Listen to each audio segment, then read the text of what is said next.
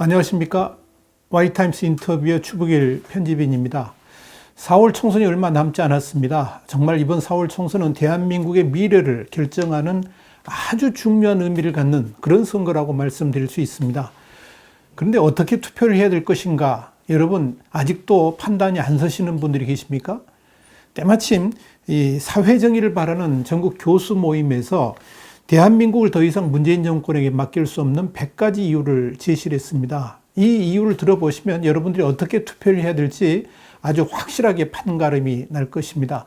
오늘은 이 5번째 시간으로 탈원전 분야에 대해서 함께 대화를 나눠보겠습니다. 오늘 함께 도움 말씀 주실 분은 경희대 원자력공학과의 정범진 교수님이십니다. 반갑습니다, 교수님. 네, 안녕하세요. 예. 경희대학교 원자력공학과의 정범진 교수님이신데요. 먼저 소개 좀 해주시죠. 예, 저는 경희대학교 원자력공학과 교수인데 실은 제 전공은 원자력 안전입니다. 그 원자력 발전소를 어떻게 하면 안전하게 하느냐 이런 것들을 이제 강의하고 연구하고 있고요. 요 내용은 사실은 일반인들은 안전을 그냥 감각적으로 받아들여요. 그래서 수치나 이런 것들이 아니고 경험칙에 의해서 받아들이게 돼 있는 거고, 우리가 경험하지 못했던 것들, 우주라든지 이런 거대 과학이라든지 이런 것들은 우리가 경험칙을 가지고 있지 않기 때문에 과학에 의해서 이제 안전을 접촉해야 되는데, 그런 것들을 주로 이제 강의를 하고요.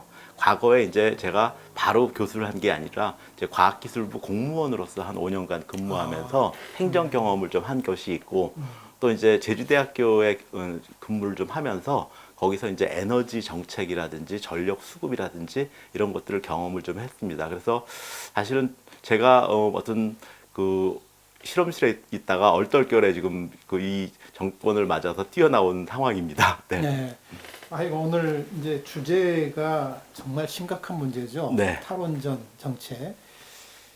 정말 대한민국이 전 세계에서 이 원자력에 대해서는 최우수 강국 아니었습니까? 네. 네. 어쩌다가 지금 우리나라가 그 영화 판도라 하나 때문에 예. 지금 대한민국이 탈원전을 하다 보니 정말 전 세계에서 어마어마한 돈을 우리가 긁어 모을 수 있는데 그거 다 무너지고, 네. 두산중공업이 지금 거의 지금 뭐 망하게 죽느냐 됐죠. 마느냐, 네. 망하느냐 그 마지막 그 단계까지 왔는데, 오늘 그 이야기를 좀 해보시죠. 이 100가지 이유 중에서 쉬운 5번째 55번에 보니까 법과 제도를 무시하는 탈원전 정책, 네. 이걸 제시를 했어요. 예. 설명을 해 주시죠. 네, 지금 우리나라가 그 과학과 합리보다는 막 미신적인 신앙, 이념이 이제 전횡하는 나라가 돼버린 꼴이 돼버린 거죠. 예. 근데 이제 보시면 대통령께서 취임하자마자 41일 만에 고리 1호기 영구 정지식에서 탈원전을 선언을 합니다. 예.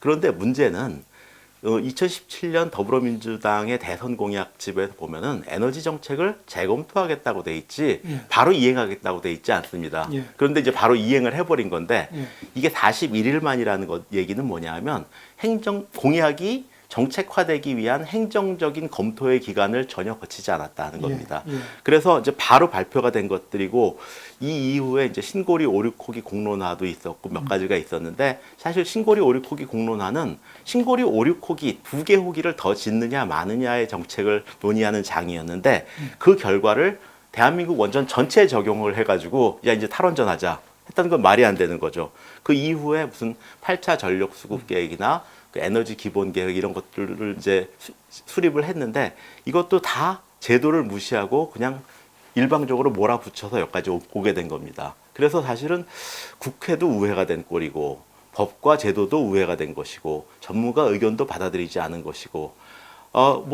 이미 지난 3년간 탈원전에 대한 부작용이 다 나왔는데도 다 무시하고 진행하고 있다고 보시면 되겠습니다. 그야말로 직권남용이네요, 이건요.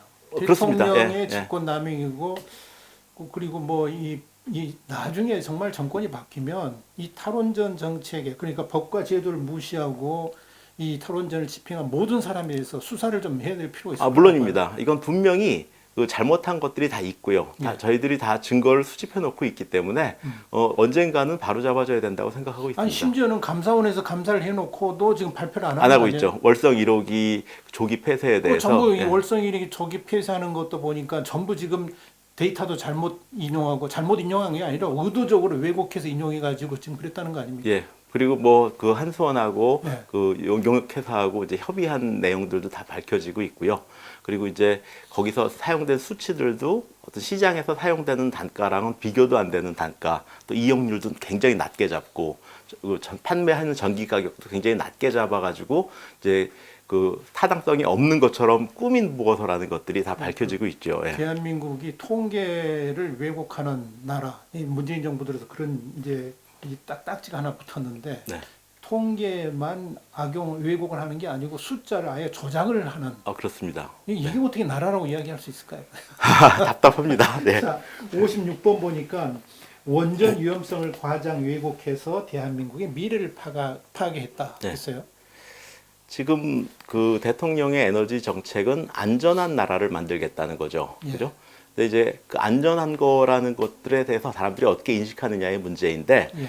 전 세계적으로 이제 원자력 발전소가 한 500기 가까이 있습니다. 예. 그 중에 이제 우리가 알고 있는 세 가지 큰 사고가 있었죠. 체르노빌. TMI, 체르노빌, 후쿠시마. 예. 근데 오로지 체르노빌에서만 43명이 돌아가셨어요. 예. 28명이 이제 현장에서 얼마 되지 않아서 돌아가신 분이고 15명은 이후에 암 걸리셔가지고 10년 이상 이제 되면서 이제 돌아가신 분이니까 43명이에요. 그러니까 500기에 가까운 원전이 가동되면서 이제 43명이 돌아가신 게 모두입니다. 사망자에. 그러면 전부 43명. 전 세계에서. 예. 그러면 이게 안전한 거냐 안 안전한 거냐. 또 대한민국에서 네. 보시면 지금 그 40년간 원전이 가동되면서 원전 사고로 돌아가신 분이 한 분도 안 계세요. 없죠. 이거를 안전하지 않다라고 얘기하면은 어떻게 되느냐. 제가 볼 때는 이거는 그 이념적이고 관념적인 안전 개념을 가지고 계신 거지 현실적이고 통계적이고 과학적인 안전 개념을 가지고 있는 것이 아닙니다. 이 88대로나 올림픽대로 지나다 보면 도로 표지판에 네. 오늘의 교통사고 사망 숫자 나오잖아요. 거기 어떨 때는 몇 명, 몇십 명 나올 때가 있는데 네. 이 일주일치만 모아도 일주일치가 안 되죠. 일주일치도 안 되는데 네. 그럴 것 같으면 대한민국의 자동차 다 없애야 되는 거 아닙니까? 안전을 생각하면. 그렇죠. 뭐 자동차도 그렇고 대한민국의 어떤 산업도 네. 이렇게 안전했던 산업이 없었거든요. 그래서 이제 공포 마케팅의 결과죠. 네. 결국은 한 사람 때문에 그런 거예요. 그렇습니다. 네. 자, 57번 보니까 후쿠시마의 과다 피폭 사망자는 없었다. 이거 무슨 이야기입니까? 고리 1호기 연구 정지식에 이제 대통령이 오셔서 탈원전을 선언을 했어요. 예. 근데 그 고리 1호기 연구 정지식은 고리 1호기가 40년 동안 안전하게 운전을 하고 퇴역하는 날이기 때문에 예. 사실은 원자력 하는 분들한테는 잔칫날이었습니다. 예. 그날 와서 이제 탈원전 선언을 하시면서 후쿠시마 원전에서 1,368명이 돌아가셨다. 사고로. 가짜 뉴스죠. 네. 그 이후에 이제 며칠 후에 일본 정부에서 항의 나왔습니다. 예, 예. 이런 거 없다고. 근데 1,368명이 어떻게 만들어낸 숫자냐 하면 이제 거기서 주민 대피를 했죠. 그래서 대피하면서 이제 그 농촌이다 보니까 노령 인구가 많았거든요. 그래서 이제 그 이후에 자연사 하신 분들까지 다 합친 게 1,368명이에요. 아, 그러니까 나이 드셔가지고 그 이제 자연사 하신 분들까지 포함. 그건 이거 이제 후쿠시마하고 전혀 관련이 없죠. 그래서 이제 물론 이제 그분들이 그 자택에서 못 계시고 이제 대피에 대피. 계시고 이러면서 이제 고생을 더 하셨을 건 틀림없습니다. 그렇지만 이것이 방사선 사고나 이제 원전과 관련되어 있는 건 아닌데 이걸 다 합쳐가지고 이제 NGO들이 주로 그렇게 많이 했는데 그 숫자를 이용한 겁니다. 사실 이제 후쿠시마 관련해가지고 보시면 이제 뭐 아주 끔찍한 표현들이 많습니다. 그래서 뭐 우리가 가봤더니 완전 동네가 폐허화되어 있고 아주 그렇게 돼 있다. 근데 그게 다 쓰나미 때문이지 원전 때문이 아니거든요. 그걸 갖다가 이제 막 섞어버리는 거죠. 예. 그래서 이제 국민들은 그 말 듣고 나면 마치 사실 후쿠시마 원전은 쓰나미의 피해자죠. 예, 피해자. 가해자가 아닌데, 예. 그러니까 사실은 이제 그 피해자 가해자를 뒤바꿔 놓는 것들이 많습니다. 사실 2014년도에 그 한수원의 납품 비리 사건도 따지고 보면은 한수원이 납품을 한 게 아니라 납품을 당한 거죠. 예. 그리고 뭐 한수원 해킹 사건도 한수원이 해킹을 한 게 아니라 해킹을 당한 거죠. 예. 그래서 이제 그런 것들을 막 섞어 놓으니까 국민들이 뭐 그렇게 분석적인 안목을 가지지 않은 분들이 많고 하다 보니까 이런 일이 생깁니다. 네. 아마 대통령도 제가 볼 땐 대통령도 죄가 없는 게 죄가 없다면 좀 이상하지만 몰라서 그래요. 무식하니까. 그리고 전혀 모르니까 뭐 밑에서 사람들이 써준 대로 읽으니까 그런 거지 뭐 대통령이 알고 그랬겠어요. 그러니까 대통령 너무 욕하지 맙시다. 아, 네네네. 그냥 하는 소리고요. 예. 자, 58번 보니까 58번 자국은 탈원전하면서 해외에 수출하는 이율 배반성. 이거 정말 이게 웃기는 이야기예요. 우리는 탈원전하면서 외국에는 이제 원자력 수출하겠다. 지금 그 이야기 아닙니까? 예. 그게 이율 배반으로 봐야 되느냐, 아니면 대국민 사기극이라고 봐야 되느냐. 좀 대국민 사기가 아니라 대세계인을 예, 향한 사기극. 그렇죠. 근데 세계 사람들은 안 속을 거고 우리 예. 국민만 속고 있는 것 같으니까 저는 대국민으로 하겠습니다. 근데 왜 그러냐면 예. 저희가 UAE에 원전을 수출할 때 이 킬로와트당 건설 단가가 지금 그 웨스팅하우스나 프랑스에서 그 하는 원전보다 절반값밖에 안 됐어요. 그러니까 똑같은 품질을 내는 전기라는 걸 생산하는 발전소가 절반 값인데 수출이 안 된다는 건 사실 말이 안 되는 거예요. 그렇죠. 뭐 한 10% 싸다, 20% 싸다 정도가 아니고 절반 가격인데 안 팔린다는 건 말이 안 되는 거고, 두 번째로는 우리나라가 처음으로 수출했기 때문에 정말 제 시간 내에 준공할 수 있느냐. 왜냐하면 원자력 발전소는 10년이 건설 기간이기 때문에 적기 준공을 하지 못하면 이자가 막 부담이 그렇죠, 커지거든요. 그렇죠. 그래서 이제 적기 준공이 매우 중요합니다. 근데 프랑스는 핀란드에 수출했다가 10년 딜레이 시켰어요. 10년이나. 10년. 예. 웨스팅하우스는 미국 자기 땅에 지으면서도 5년 이상 딜레이를 시켰어요. 예. 오로지 우리나라만 UAE 가서 외국인 노동자 써가면서 일하는데도 제 시간을 지켰어요. 그래서 반값에 적기 준공한 경력이 있고 생태계가 살아있는데 안 팔린다는 건 말이 안 되는 거예요. 그렇죠, 그렇죠. 이건 뭐냐 하면 딱 하나입니다. 단종된 자동차를 내가 왜 사느냐. 이제 그 나라 안 할 건데 앞으로 부품도 공급받아야 되고 해결료도 공급받아야 되고 문제가 생기면 서비스도 공급받아야 되고 짓고 나면 최소한 60년, 길게는 100년까지 운전해야 되는 원자로를 이제 단종해가지고 문 닫는 나라 거를 왜 수입하느냐. 세상 사람들 다 알죠. 우리 국민들만 모르고 있는 거죠. 이게 대국민 사기극입니다. 절대 수출 안 됩니다. 정부가 이 자세를 가지고는 절대 수출할 수 없습니다. 우리 최고의 기술, 최고의 인력, 최고의 제품을 가지고 있지만 정부가 도와주지 않으면 이건 못하는 거예요. 그 UAE 건설한 회사가 두산중공업 아닙니까? 어디서? 두산중공업은 예. 그 UAE에도 기자재를 납품했고요. 예. 두산중공업은 세계적인 회사입니다. 그렇죠. 지금 웨스팅하우스가 미국 내에서 뭐 증기 발생기를 교체한다. 그거 다 두산중공업에서 공급합니다. 미국 내에서. 중공업이 사실은 그러니까 어떻게 보면 전 세계의 원자력의 모회사 같은. 그렇죠. 전 세계의 중공업입니다. 대단한 회사네요. 그러니까. 왜냐하면 예. 지금 웨스팅하우스에서 중국에다 수출한 원자로들도 예.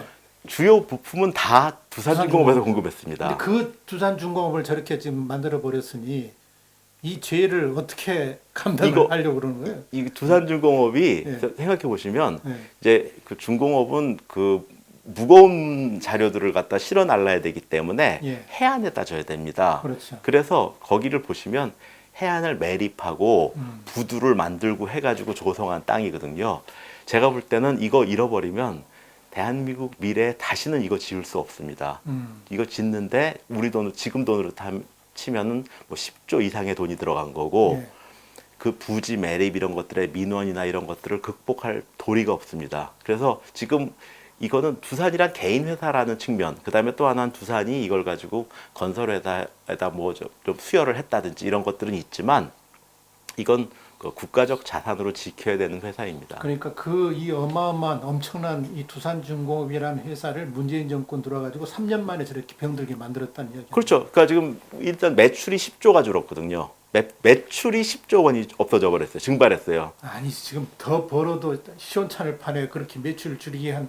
그러니까 지금 우리가 지금 스스로 그런 거 아닙니까? 우리 원자력이 불안한다. 그러니까 원자력 안 만들겠다 그래놓고 외국인 원자력 팔려고 그러니 이게 팔리겠냐 이 말이에요. 증권회사에서 예. 무슨 뉴스가 하나 딱 터지면은 아직은 회사는 그대로지만 주가는 푹 떨어지는 거지 않습니까? 예, 예, 예.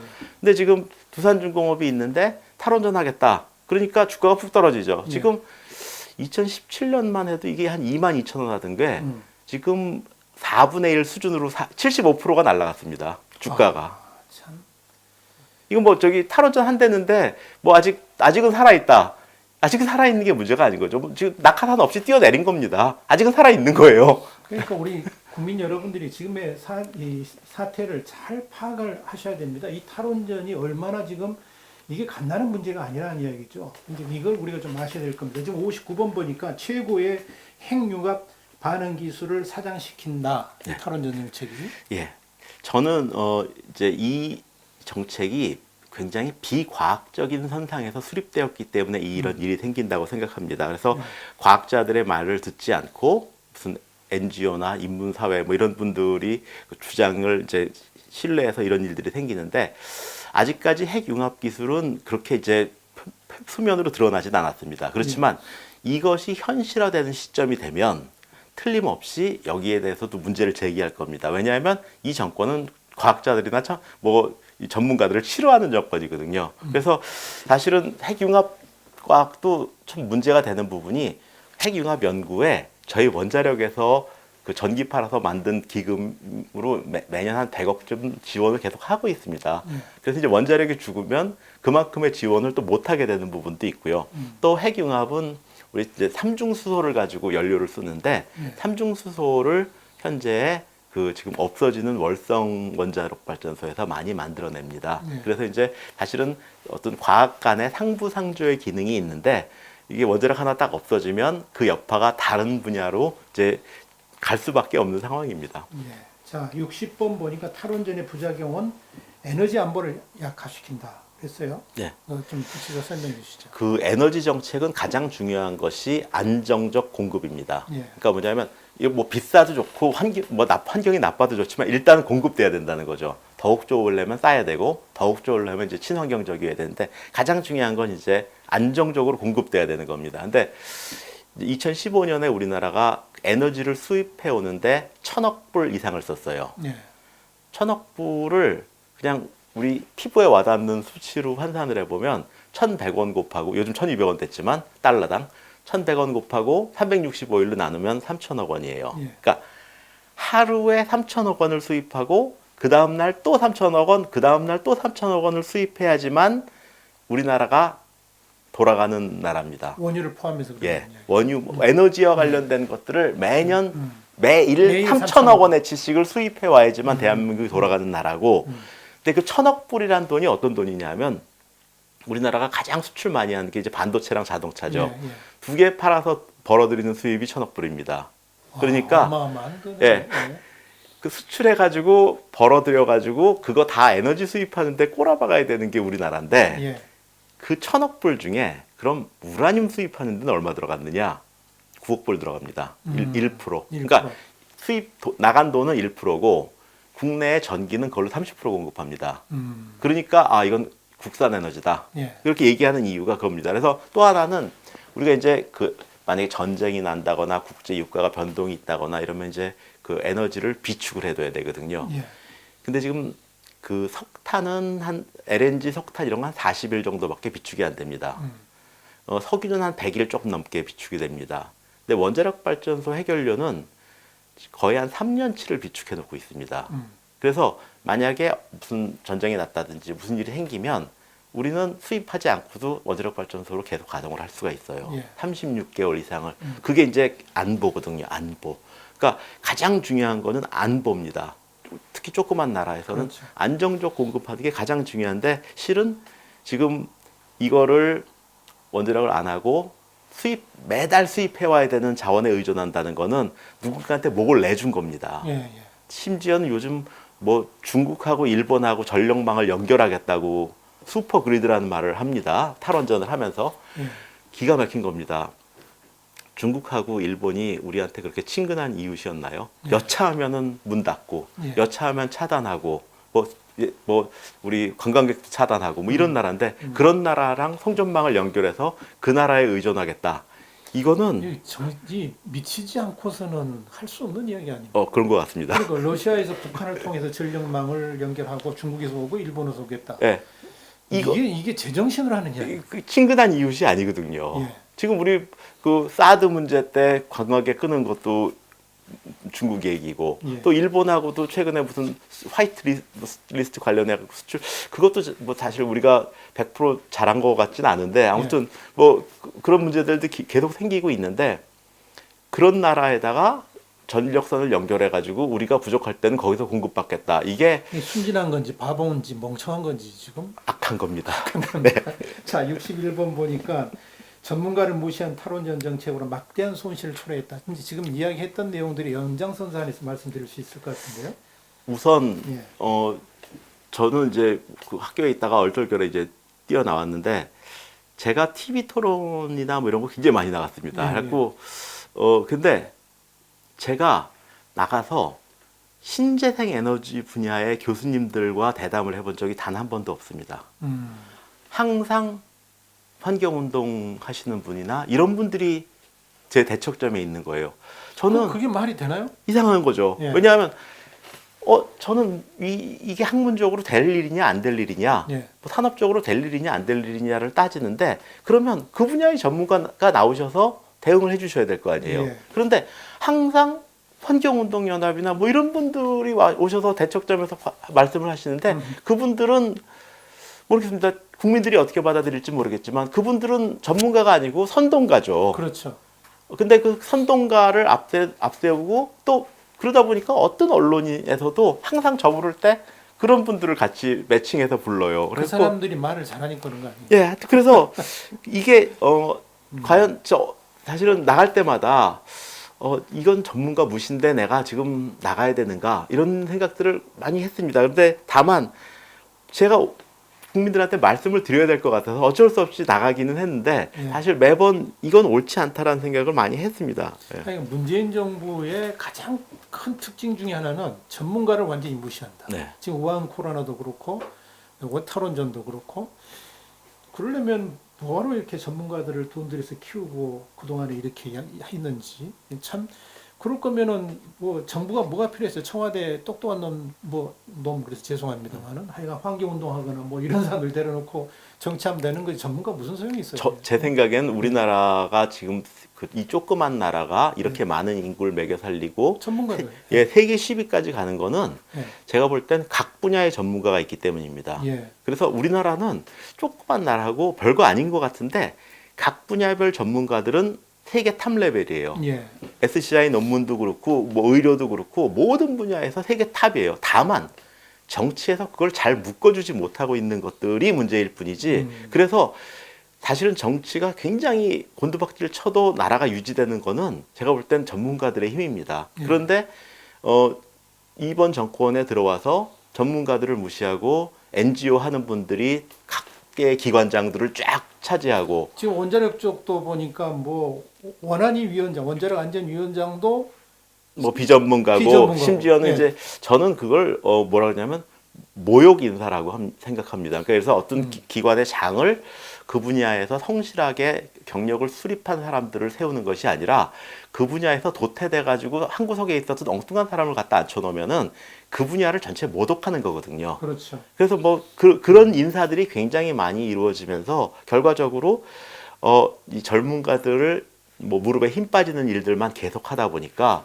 사실은 이거는 그 국가 운영의 자세가 아니죠. 왜냐하면 우리가 뭐 똑똑하고 일 열심히 하는 사람 다루는 방법, 좀 똑똑하고 일 안 하는 사람 다루는 여러 가지 있지 않습니까? 근데 이제 똑똑하고 일 열심히 하는 사람 다루는 방법은 그냥 칭찬만 해주는 거죠. 네. 지시하지 말고. 그리고 이제 똑똑하고 일 안 하는 사람은 뭐 매치고 뭐 여러 가지 방법이 있지만 사실은 우리나라는 똑똑한 전문가들이 많기 때문에 정부가 필요한 거는 격려 그리고 부패하지 않도록 해주는 거 이런 것들 정도인데 이걸 갖다가 못 믿겠다고 NGO를 갖다 앉혀버리니까 사회가 굉장히 혼란스러워진다고 생각합니다. 예. 그러다 보니까 나라가 지금 한 번도 경험해 보지 못한 나라로 지금 흘러가고 있습니다. 한 번도 경험해 보지 못한 나라가 어떤 나라인지 지금 여러분들이 목도하고 계시지 않습니까? 자, 62번 보니까 탈원전 정책으로 원전 인프라와 일자리가 파괴됐다. 네. 자, 이것도 심각하죠. 심각하죠. 왜냐하면 그 원자력 발전소를 우리가 맨 처음에 시작하던 1970년대에는요. 우리나라에는 품질 보증이라는 말도 없었어요. 예. 그런데 이제 원자력 발전소를 시작하면서 미국 사람들이 와서 건설을 하고 그러면서 품질 보증도 도입하고 이러면서 이제 저희가 하나씩 배워간 거예요. 그러다 보니까 원자력을 하면서 건설 부문도 원자력 발전소를 지을 수 있을 수준으로 끌고 가고 중공업도 거기까지 끌고 가고 예. 거기에 있는 협력사들도 끌고 가고 그 끌고 갔다는 뜻은 뭐냐면은 지금 창원에 있는 조그만한 중소기업도 미국 기계학회에서 인증하는 스탬프를 받고 있는 회사들이 많습니다. 그런 회사들이 스탬프를 받아야지만 두산중공업에 납품할 수 있고 받아야지만 두산중공업은 규제를 통과해서 인허가를 받을 수 있다 보니까 그래서 원자력 분야는 원자력 한 단독으로 가는 게 아니고 원자력 분야는 원자력 종사자들 원자력 전공자 10%밖에 안 됩니다.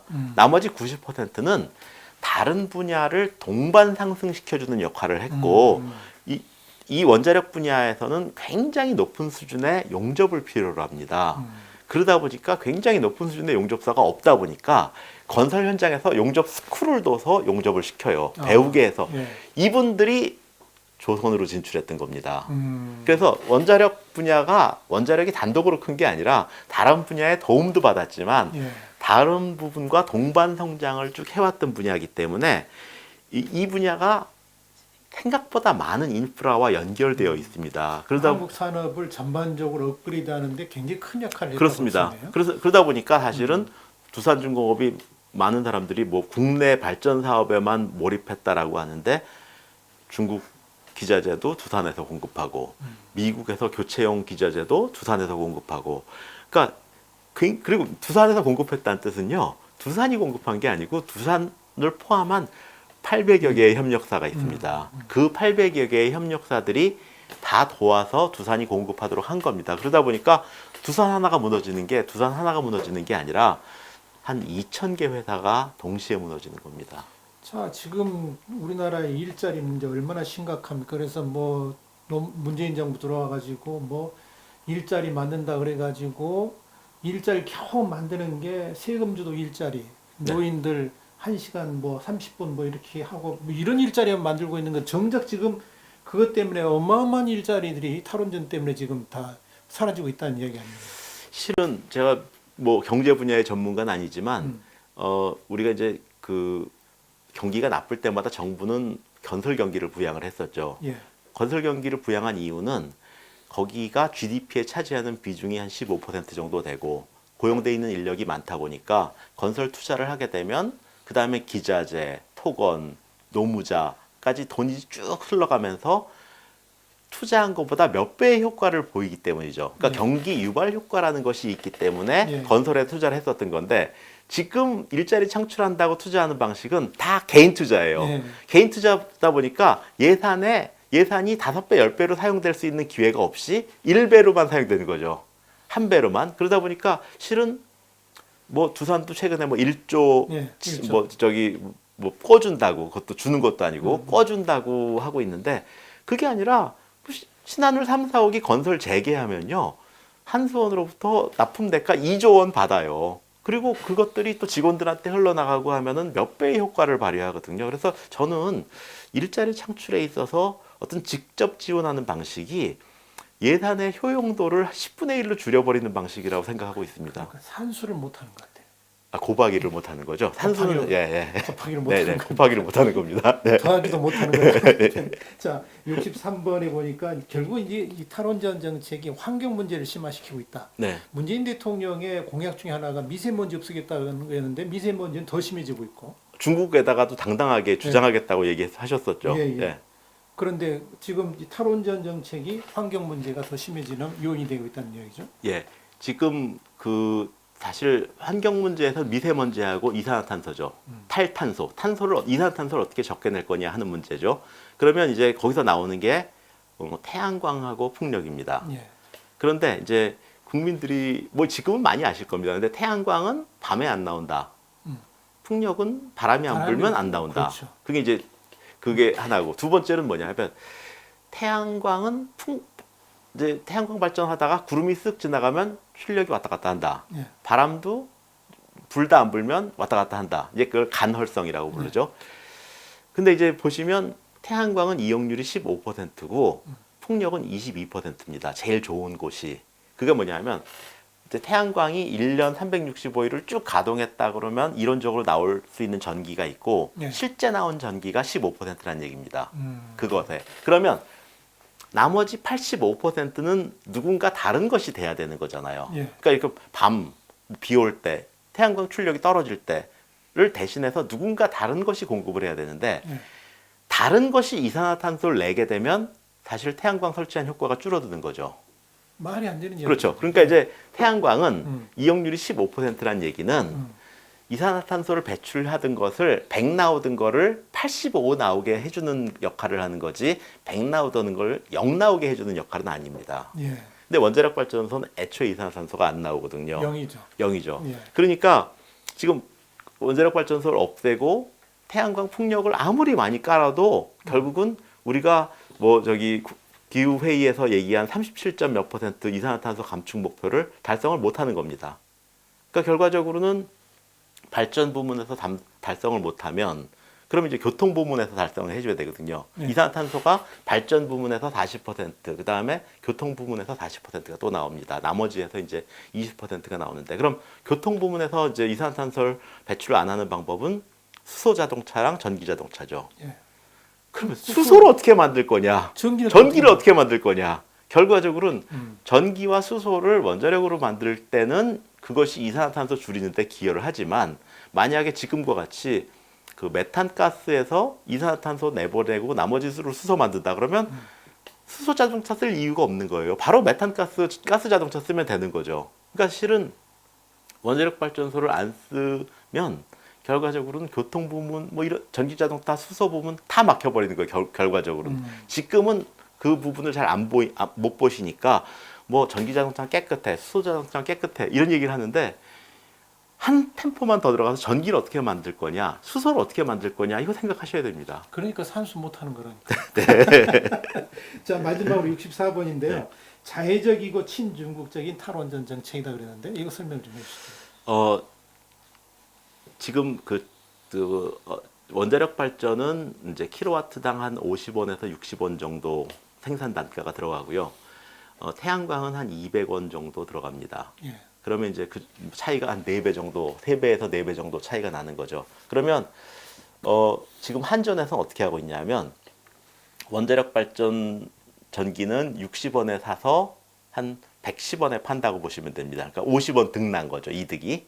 근데 재생에너지는 200원에 사서 110원에 파니까 90원씩 손해가 나지 않습니까? 예. 그럼 그 90원이 이제 보조금으로 계속 메꿔줘야 되는 겁니다. 예. 그 보조금이 작년에 2조 5천억 원 들어갔습니다. 보조금으로. 예. 음. 그러니까 지금 우리나라 전체 전기의 1%도 생산되지 않는 재생에너지에 보조금이 2조 5천억 원 들어갔습니다. 왜 이렇게 바보 같은 짓을 해요? 그걸 저한테 물어보시면 안 됩니다. 그래서 참. 그것이 40%가 되면 보조금이 얼마나 들어갈까?